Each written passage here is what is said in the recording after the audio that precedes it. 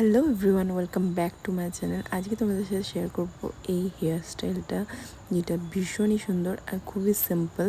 কয়েকটা step follow করলে এরকম ইজি হেয়ার স্টাইল তোমরা করে নিতে পারবে। আর এটা করার জন্য বিশেষ কিছু দরকার না, জাস্ট একটা কার্লিং মেশিন দরকার। এখানে আমি ব্যবহার করেছি 22 সাইজের কার্লিং মেশিন। এটা 19 সাইজ বা 28 সাইজ যে কোনো সাইজের কার্লিং মেশিন দিয়ে সম্ভব। এখানে কার্লটা একটু বড় বা ছোট হবে, এতে কোনো এফেক্ট করবে না তোমাদের হেয়ার স্টাইলটায়। তো এখানে আমি দুটো সেকশন করে নিয়েছি মিডিল পার্টিশন করে, এবং এটাকে র্যান্ডামলি আমি কার্ল করে নিচ্ছি, যে এক একটা সেকশন নিচ্ছি এবং হেয়ার স্টাইল স্ট্যান্ডটা নিয়ে কার্ল করছি। এখানে কার্ল করার প্রসেসটা হচ্ছে জাস্ট টঙের মধ্যে হেয়ারটাকে ঢুকিয়ে নিয়ে সেটাকে রোল করে নেওয়া, আর কিছু না। 5 সেকেন্ড কি 10 সেকেন্ড রেখে সেটাকে রিমুভ করে দেওয়া।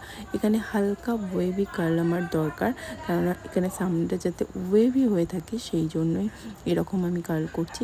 তো স্টেপগুলো ফলো করলে ইজিলি করা যায়। এখানে তোমরা যতটা পারবে, যতটা পিছনের হেয়ার যতটুকুন পারবে হেয়ারটাকে কার্ল করে নাও।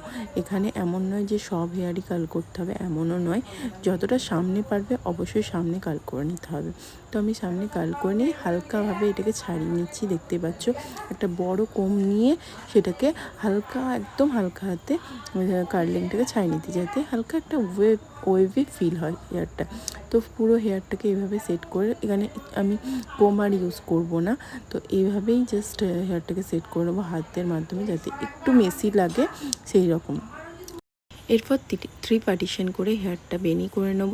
এখানে আমরা টাইট বেনি করব না, এটা হাতের মাধ্যমে এটাকে টেনে টেনে, এটা যাতে একটু গোজ ভালো লাগে তার জন্য একটু ফ্লাফি করে নেব। দেখতে পাচ্ছ কি সহজে এত সুন্দর একটা হেয়ার স্টাইল কমপ্লিট হয়ে গেল।